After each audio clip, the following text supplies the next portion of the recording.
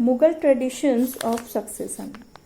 The Mughals did not believe in the rule of inheritance. Instead, they followed the Mughal and Timurid custom of compulsory inheritance. It is a division of the inheritance amongst all the sons.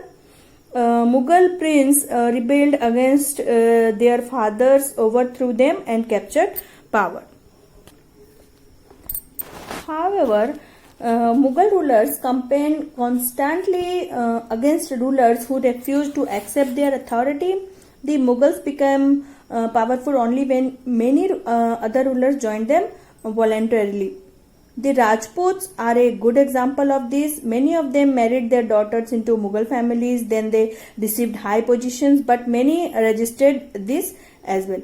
The Sisodia Rajputs refused to accept Mughal authority for a long time. After their defeat, they were honorably treated by the Mughals. They were given their lands back as assignments.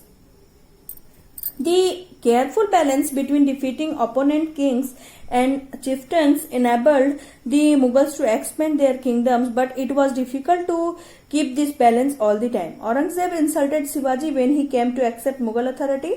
The consequence of this insult was that the Aurangzeb empire fell down like a pack of play cards. Akbar introduced the Mansabdari system. The word Mansab means rank or position. He graded officers on the basis of their Mansabs or ranks and called them Mansabdars.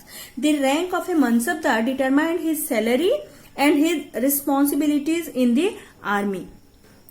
A Mansabdar's rank was divided into two, Zat and Sawar. The Zat ranks indicated the number of soldiers under him. Sawar ranks indicated the number of horses he was expected to maintain.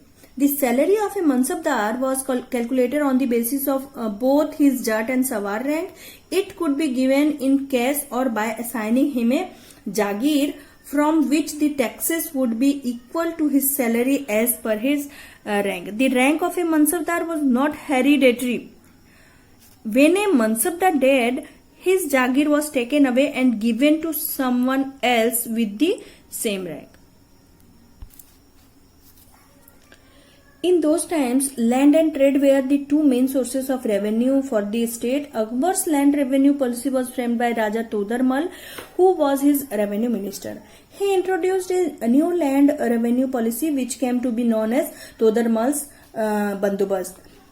Each farmer's land was measured and the yield assessed. Next, the land was divided into three categories: good, average and bad. The revenue was fixed according to the fertility of the land. In 1580, the system of Dahasala was introduced. Under this system, the average yield of a field was assessed for the past 10 years and tax to be paid for the current year was fixed on its basis. The state's share was about 1/3 of the average produce. This system was known as Japt. The empire was also divided into provinces which were called Subas. Each Suba was governed by a Subedar. Each Suba was further divided into districts called Sarkars, which were further divided into Parganas. A Pargana consisted of many villages. Officials were appointed to look after all the administrative divisions. During the Mughal period, India was wealthy, but there was a marked difference between the lifestyles of people depending upon their occupations and income. Society was divided into three divisions: the emperor, the nobles, and the mansabdars. Lived a life of luxury. They lived in grand houses,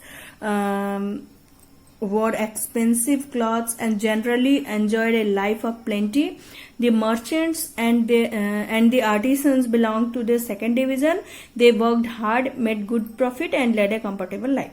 The third division comprised peasants who worked hard and were increasingly taxed. The landless peasants led a miserable life.